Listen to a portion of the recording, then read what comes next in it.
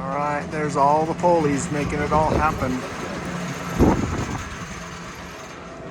One long cable. Tram will be arriving. Up and down.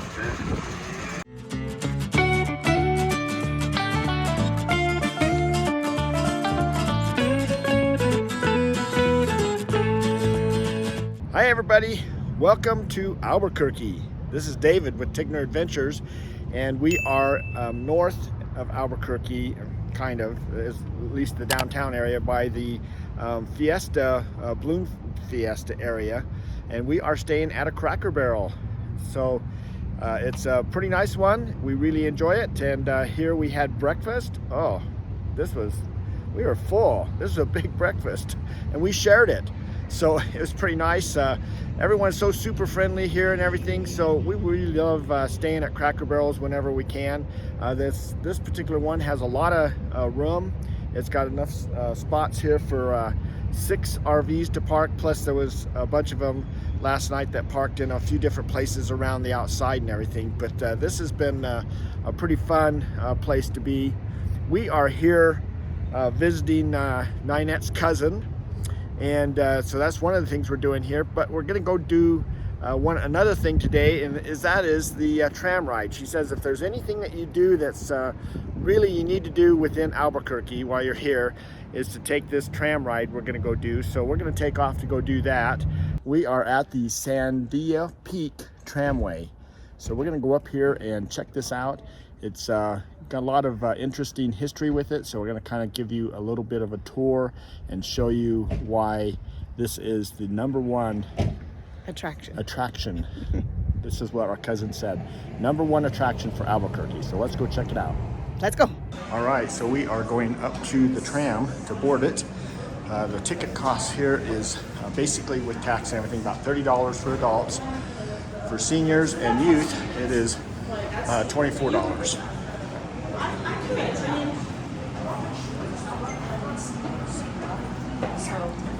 And it looks like they have a nice little gift shop here with all kinds of goodies. How about this? Got oxygen? We do. All right, guys, here we go. My name is Vita. I am your tram car operator for this flight up. If you have any questions or concerns, please don't hesitate to ask. Let me know what's going on with you guys.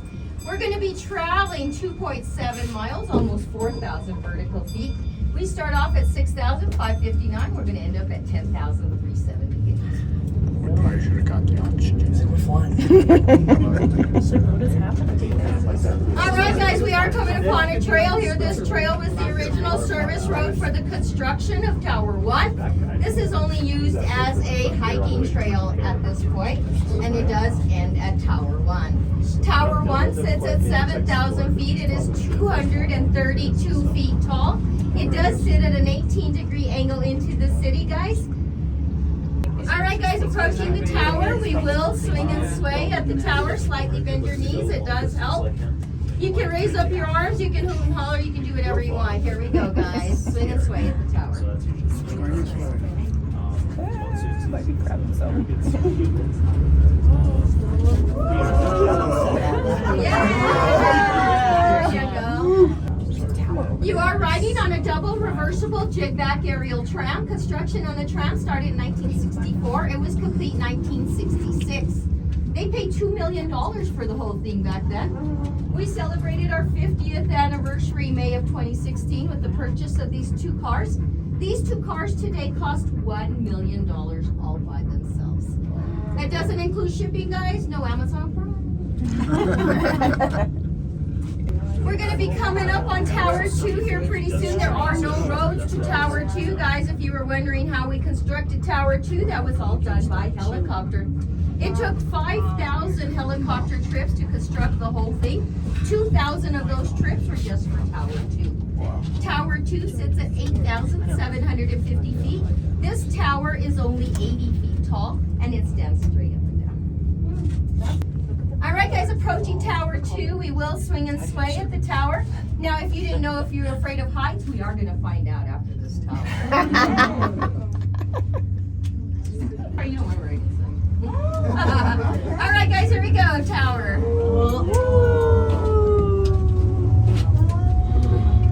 If You'll notice our sister tram is coming on my right hand side. Once we meet our sister tram, that's our halfway point. We do ride on the same hull port. Everything we do, they do. They're gonna look like they're speeding on by at twice the speed. They travel at the same speed we do. It's a very expensive old-fashioned laundry line, guys. One's pushing, one's pulling. If you choose to look down, it's going to be the highest point of our journey, 968 feet straight down, or 7.5 seconds. The mountain itself is mostly all granite and limestone. It does have some mica, quartz, and feldspar in it. It's the potassium feldspar that gives the mountain the pink tint. At sunset, it really looks pink. The Spanish thought it looked like a watermelon. This is how the mountain got its name. Sandia is Spanish for watermelon. They say around here, guys, when the mountains are pink, it's time to drink. The mountains are always pink. All right, guys, if you'll just look up to the mountain and you just follow it to the very tip, you're going to see a cabin up there. You're going to see the window before you see the cabin. This cabin was built in the 1930s by the CCC, the Civilian Conservation Corps. It took them 3 tries to build the cabin. The first one was constructed out of wood, guys. That one got blown away by a really bad windstorm. So they constructed the second one also out of wood. That one, guys, got hit by lightning. That one burned down. They finally decided to build it out of the limestone of the mountain, and there it's been sitting since 1933, guys. Our version of the 3 little pigs without the big bad wolf. We have a mountain.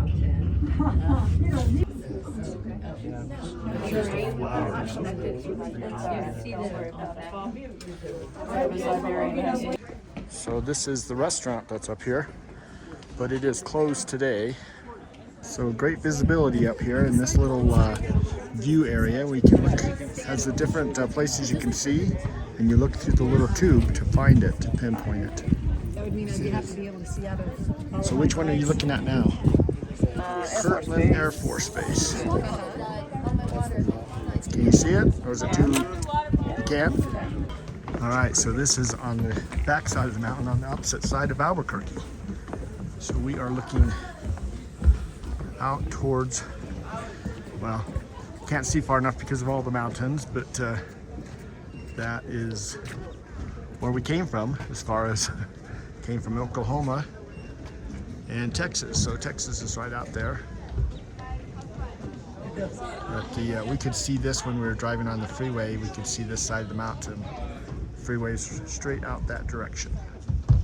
So this is the side that has all the ski lines on it. Bunch of different trails up here, and we did ride up on the tram with 2 guys, 2 paragliders.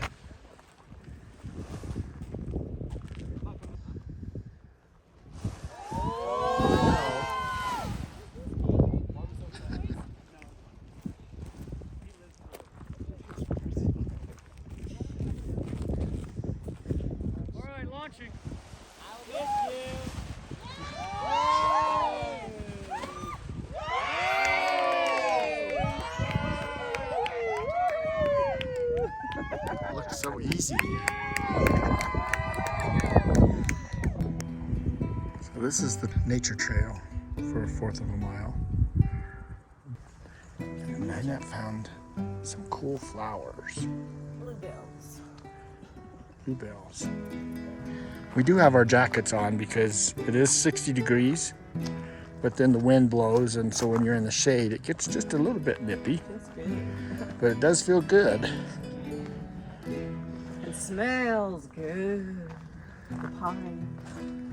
All right, so here's our first little sign. Spruce fir forest. So these trees right here, you can see right here are spruces.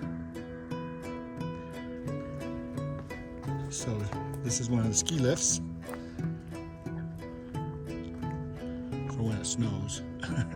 Not operating now, and we won't be up here when it snows for sure. Okay. Oh yeah, nice smells.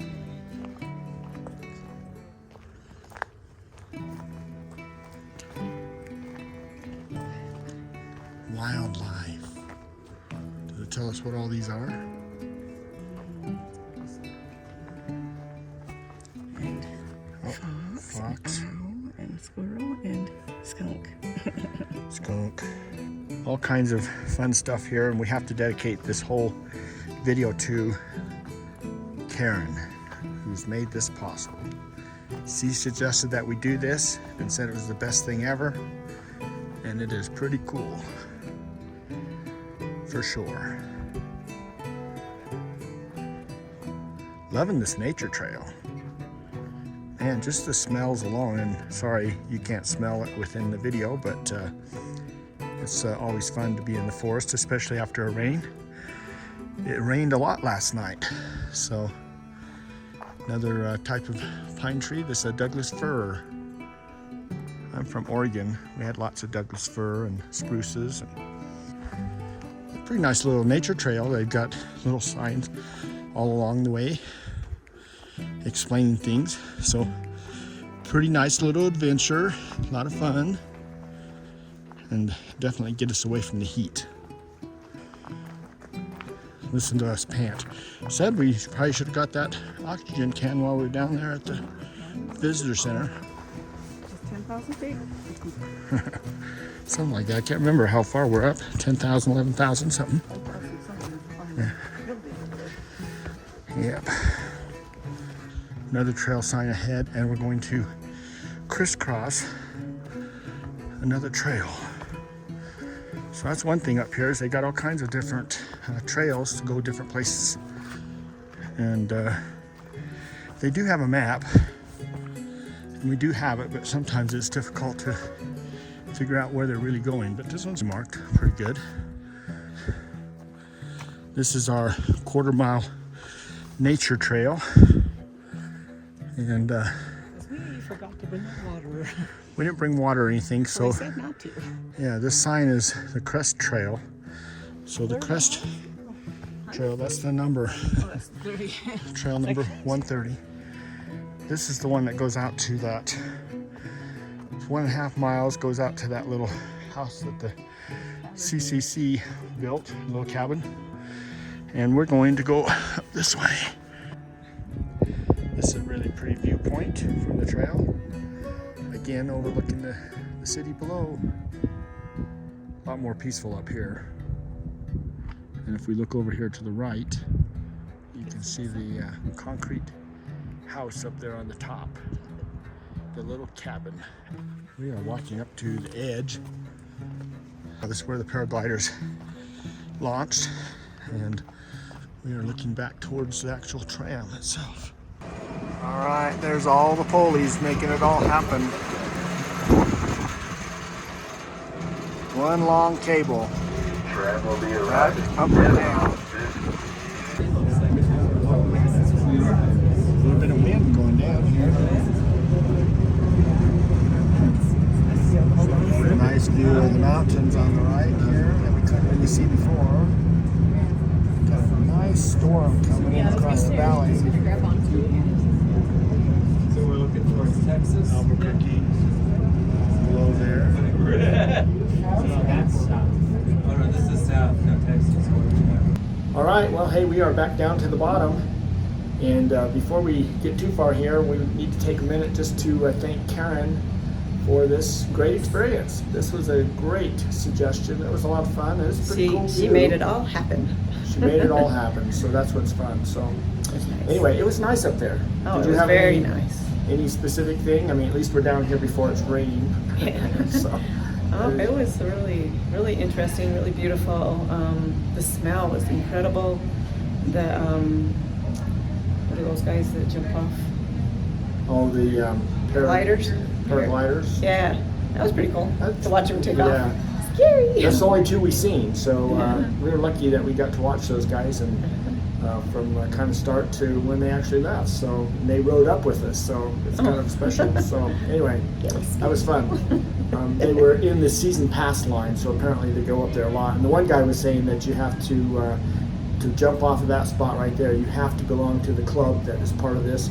and you have to pay. You have to be certified and have your licenses and all that kind of stuff to do that. So It's advanced. yeah. So and it's an advanced one because the wind changes so much, so drastically on that area there. It can be really really bumpy and things. Just like on an airplane when you come over the mountains down into a city, you know, and how it bounces around and everything, all that turbulence.